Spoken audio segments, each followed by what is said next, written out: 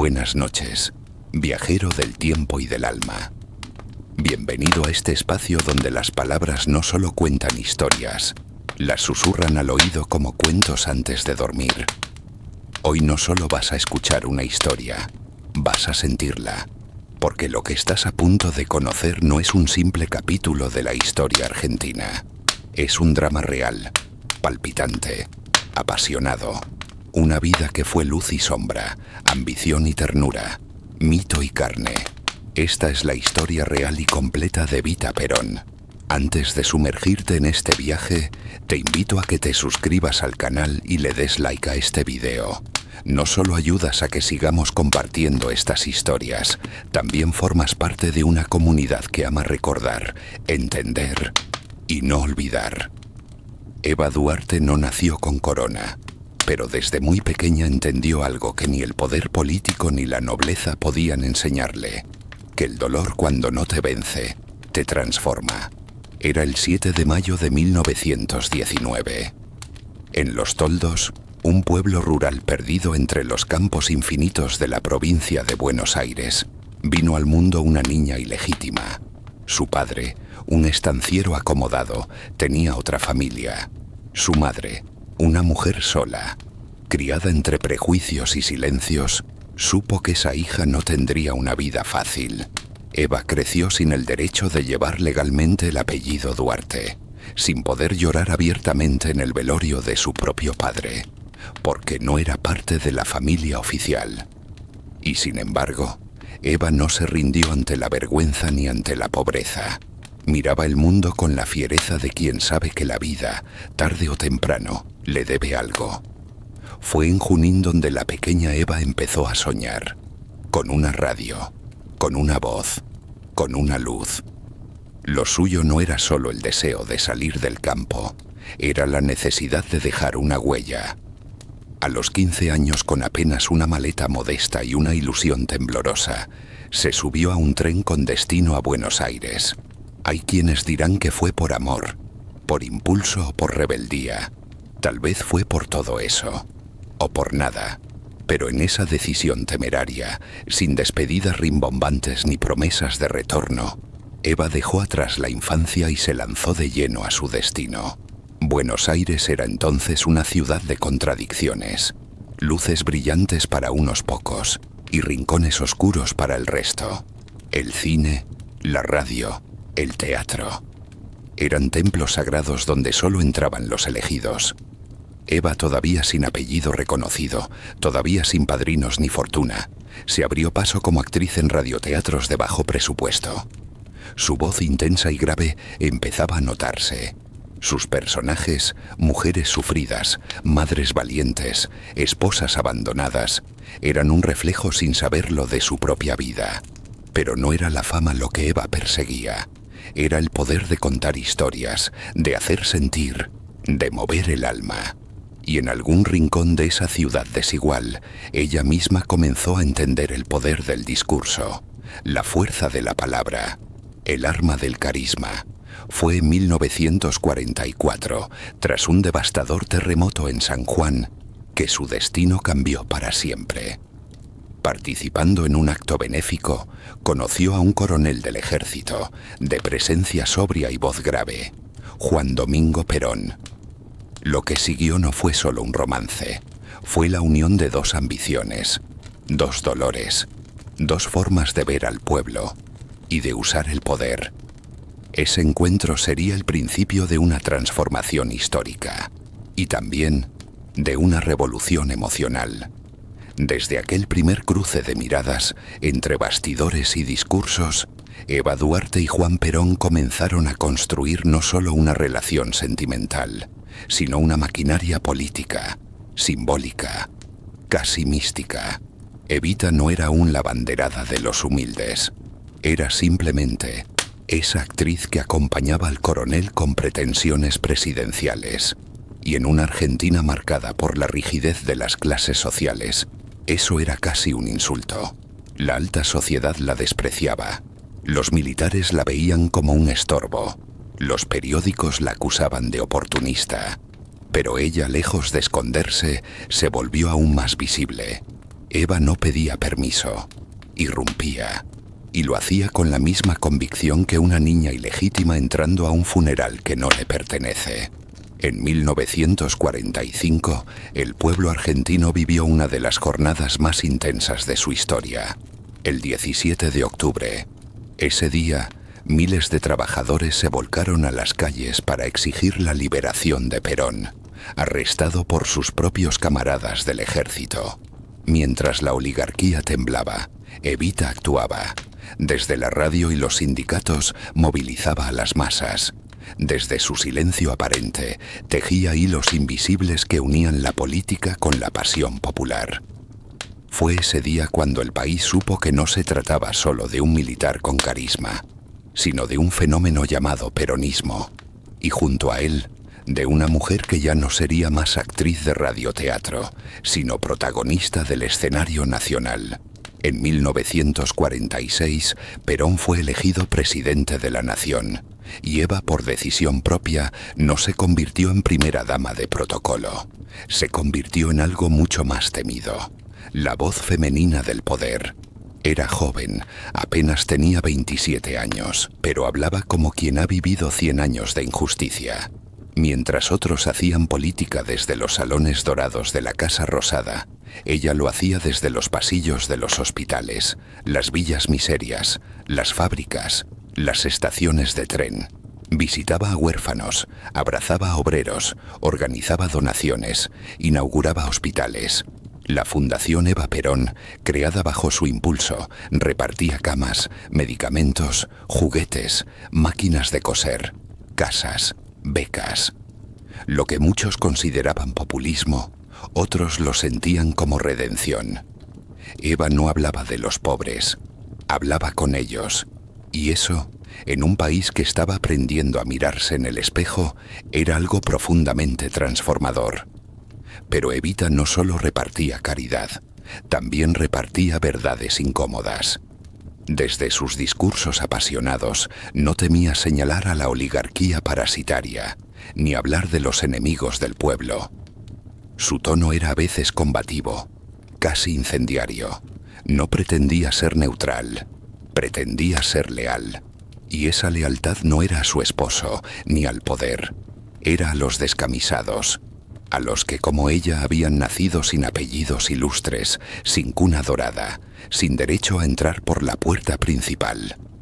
Su lucha por el voto femenino en Argentina marcó otro hito, porque Eva, que no era feminista en los términos modernos, entendía sin embargo que las mujeres debían tener voz, y la suya fue la que más resonó.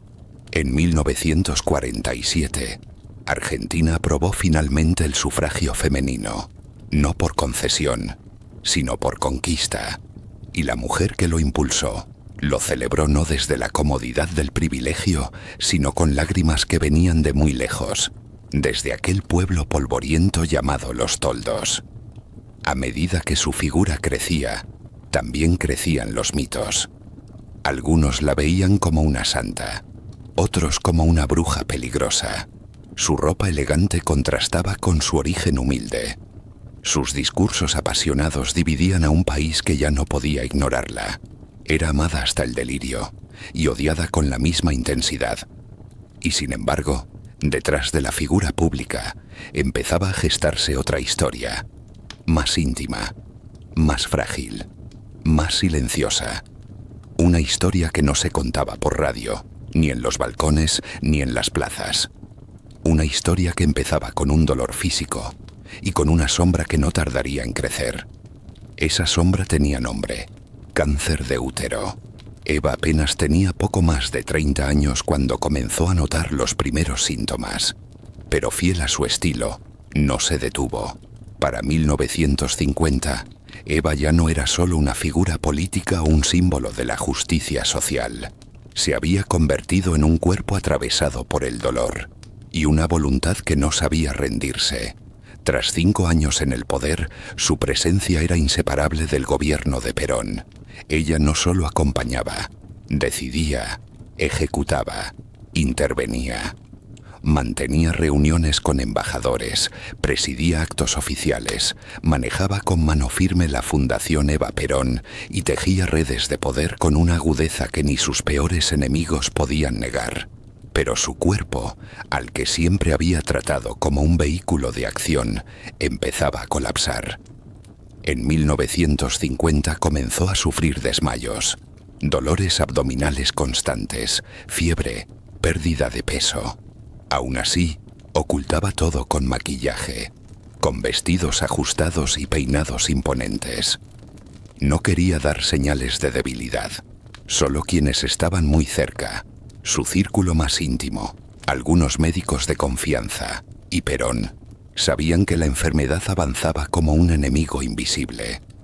Era cáncer de cuello uterino, una dolencia dolorosamente simbólica para una mujer que había sido tantas veces juzgada por su origen, su feminidad, su cuerpo. Pero Evita no dejó de trabajar, no redujo su agenda, no pidió tregua. Durante esos años redobló sus esfuerzos. La fundación creció exponencialmente. Se construyeron más de 1000 escuelas, hogares para madres solteras, hospitales modelo, incluso una ciudad infantil entera. Se otorgaron miles de becas a niños pobres, se brindaron prótesis, camas ortopédicas, medicamentos. Cada gesto era también una forma de escribir su testamento moral, una promesa silenciosa. Mientras yo viva, ustedes no serán olvidados. La fundación no era solo beneficencia, era política emocional y acción concreta. Evita se reunía con mujeres de barrios olvidados, escuchaba historias personales, lloraba con ellas, y no pocas veces ordenaba que se les resolviera el problema ese mismo día. Su oficina era una mezcla de despacho presidencial y confesionario, y todo eso mientras su cuerpo, día tras día, se consumía. También en ese tiempo se convirtió en una figura internacional. Viajó a Europa en 1947, en lo que se llamó la Gira del Arco Iris. Visitó España, Italia, Francia. En Madrid la recibieron como una reina.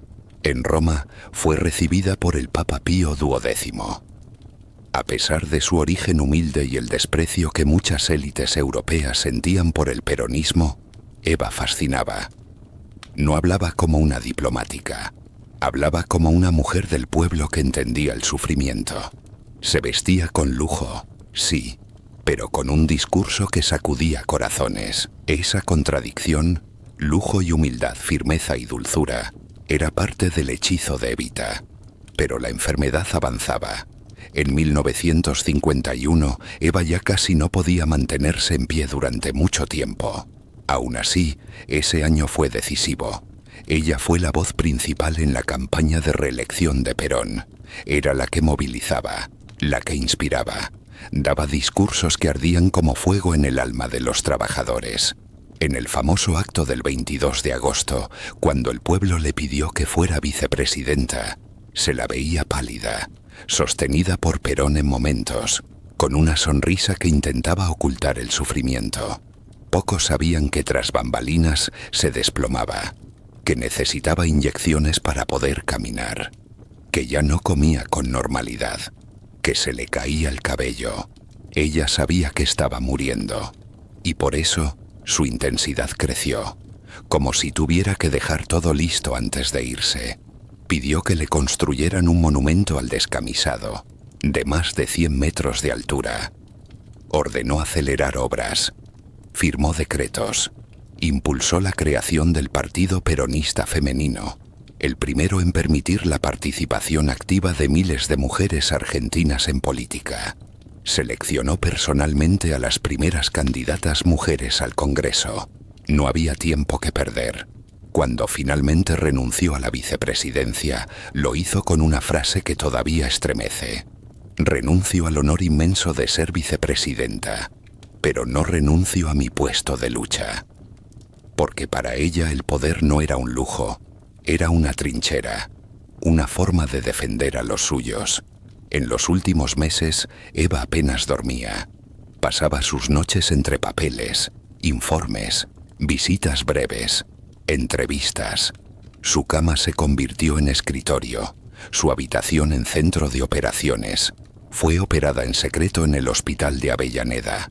Hubo rumores de tratamientos experimentales, de médicos norteamericanos, incluso de lobotomía para calmar su dolor. Nada fue suficiente, y sin embargo en público seguía sonriendo. Aparecía con vestidos blancos, bordados como una figura de mármol. La gente decía que ya no caminaba, que flotaba. Era como ver a alguien que ya no pertenecía del todo a este mundo. Eva estaba muriendo, pero había decidido hacerlo con el rostro en alto, con la misma dignidad con la que de niña había entrado al velorio de su padre sin que la invitaran, con la misma fuerza con la que subió sola a un tren a los 15 años, con la misma fe con la que le hablaba al pueblo, como si sus palabras pudieran vencer a la muerte. Y tal vez, de algún modo, lo hicieron, porque aunque su cuerpo se apagaba, su figura ya había empezado a volverse eterna. Evita ya no era solo carne y hueso, era símbolo. Y los símbolos, cuando se acercan a la muerte, no se disuelven, se multiplican. Durante las semanas previas a su fallecimiento, la Argentina se sumió en una especie de vigilia silenciosa. Los rumores sobre su estado de salud se cruzaban con partes médicos escuetos y cuidadosamente redactados. Pero el pueblo lo intuía. Su Evita estaba gravemente enferma, y eso para muchos era más aterrador que la caída de cualquier gobierno. El 4 de junio de 1952, apenas unas semanas antes de su muerte, Eva Perón asistió a la asunción presidencial de su esposo, reelecto por voto arrasador. Fue un acto simbólico y profundamente desgarrador. No podía caminar por sí misma. Fue colocada en una plataforma, sostenida por un armazón metálico oculto bajo su vestido, como si fuera una escultura viviente. Su cuerpo estaba sostenido por la estructura, por los analgésicos, por la fe. El pueblo la miró y no vio fragilidad, vio sacrificio, vio amor. Eva Perón, ese día, era una imagen sagrada. Algunos en silencio comenzaron a llamarla santa. Mientras tanto, su entorno se había vuelto un campo minado de silencios y reverencias. Nadie le hablaba de su enfermedad, ni siquiera Perón. Se la trataba con una mezcla de respeto, miedo y culpa. Su médico personal, el español Ricardo Finocchieto, y luego el norteamericano George Pack, hicieron lo imposible por detener el avance del cáncer. Pero ya era metastásico. Cada órgano parecía estar apagándose uno por uno. Eva pasó sus últimos días entre morfina, oraciones y dictados. Incluso postrada seguía dando instrucciones. La fundación no se detenía.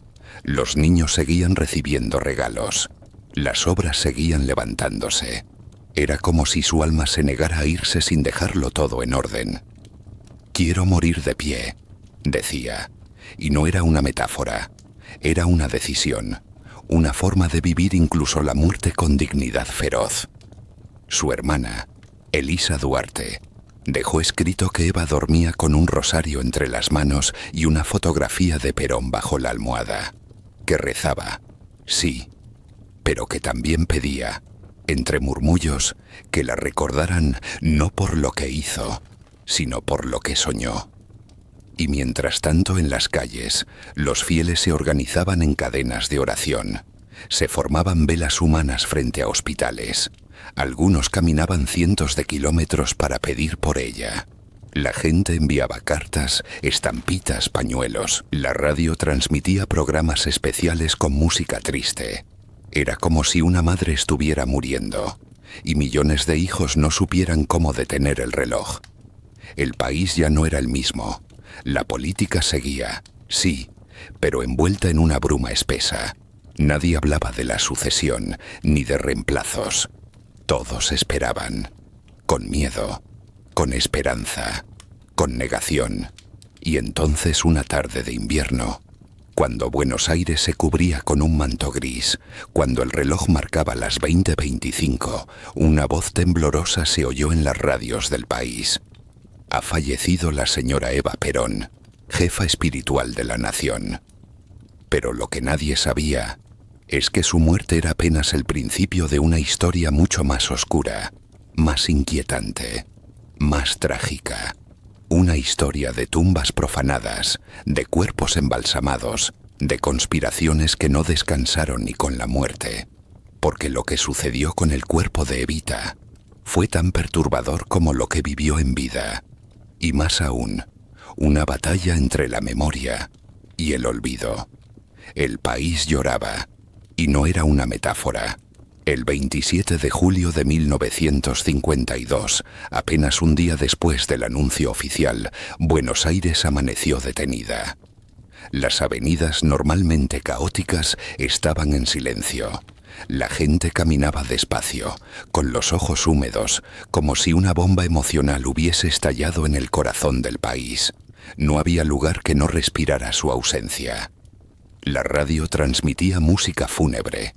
Los periódicos salían con bordes negros. Los hombres lloraban en las fábricas.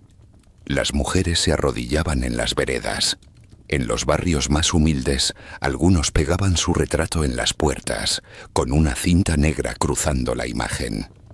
El gobierno decretó duelo nacional, pero no fue el Estado quien guardó silencio. Fue el pueblo. Y ese pueblo, en su dolor más crudo, comenzó a convertirla en otra cosa. Eva Duarte de Perón, mujer, esposa, política, se estaba convirtiendo en mito. Su cuerpo fue trasladado al Ministerio de Trabajo, donde sería velado. Las colas para despedirse se extendían por kilómetros. Hombres y mujeres esperaban durante horas, bajo el frío, simplemente para pasar unos segundos frente al féretro de cristal. Muchos no la alcanzaban a ver, pero no importaba. Estar allí, compartir ese momento, era casi un acto de fe. Y en efecto, Eva empezó a recibir el tratamiento que se da a los santos. Algunos recogían pañuelos tocados por su ataúd como reliquias. Otros decían haber visto su rostro brillar. Algunas mujeres embarazadas caminaban descalzas desde pueblos lejanos para que el niño nazca con la bendición de Evita. Pero no todo era devoción. Había odio también, silencioso, escondido, resentido. La oligarquía, los sectores militares, los opositores que veían en ella un símbolo del peligro populista, no la lloraban. La temían incluso muerta, porque sabían que su figura, en lugar de apagarse, podía crecer aún más. Perón, astuto como siempre, lo entendió enseguida. Necesitaba inmortalizarla, hacerla eterna. Y así nació uno de los proyectos más extraños y simbólicos de la historia argentina: embalsamar su cuerpo. El médico elegido fue el doctor Pedro Ara, un embalsamador español, especialista en tanatopraxia artística. Su misión no era simplemente preservar un cadáver, era conservar la imagen de Eva como si aún viviera. El proceso llevó meses. Con precisión casi quirúrgica, Ara logró crear un cuerpo sin signos de descomposición, con los ojos entreabiertos, con una palidez de porcelana. El resultado fue sobrecogedor. Evita parecía dormida, tranquila, inmutable. Y entonces el misterio comenzó, porque el cuerpo de Eva, en lugar de ser enterrado de inmediato, fue guardado, oculto, protegido. Perón no sabía bien qué hacer. Quería erigir un mausoleo gigante, un templo en su honor. Incluso se proyectó una torre de más de 100 metros donde ella descansaría en una urna de cristal. Pero el tiempo pasó, y nada se concretó. Y en medio de la indecisión, estalló la tormenta. En 1955, un golpe militar derrocó a Juan Domingo Perón, y lo primero que hicieron los nuevos gobernantes fue buscar el cuerpo de Eva. No para homenajearla, sino para hacerla desaparecer. El nuevo régimen no solo derrocó a Perón, quería borrar todo rastro del peronismo, las imágenes, los discursos, las banderas y sobre todo, el cuerpo de Eva. Porque sabían algo que la historia ha demostrado una y otra vez: un cadáver puede ser más peligroso que un ejército. Evita embalsamada, convertida casi en reliquia, Era un símbolo que seguía hablando, un ícono capaz de encender pasiones, aún sin respirar. Y eso, para los militares que ahora tomaban el control, era inaceptable. La orden fue clara: hacer desaparecer el cuerpo. Pero no era tan sencillo, porque el cuerpo no estaba en exhibición. Estaba custodiado en secreto por un grupo de leales que seguían instrucciones directas de Perón. El féretro había sido trasladado a diferentes edificios públicos. Primero en el sótano del CGT, la Confederación General del Trabajo. Luego a un cuarto cerrado en una dependencia policial. Nadie sabía exactamente dónde estaba. Algunos lo sabían, pero no hablaban. Había miedo, había respeto, y también había una extraña sensación de culpa colectiva. Durante casi un año, el cuerpo fue escondido en distintos sitios. Cada vez que se acercaba el rumor de una inspección militar, se lo movía del lugar. Algunos custodios empezaron a sufrir pesadillas. Decían oír susurros. Uno incluso se suicidó. Otros aseguraban que el cuerpo se movía levemente en su ataúd, que abría los ojos, que transpiraba. La leyenda comenzaba a tejer su red más oscura, la de la santa incómoda que no descansaba. Finalmente, en 1957, tras una compleja operación secreta, casi digna de una novela de espías, el cuerpo de Eva fue sacado del país. Los militares habían llegado a un acuerdo con la Iglesia para que fuese enterrado en Italia, con otro nombre, lejos de los fanáticos, lejos de la política, lejos del pueblo.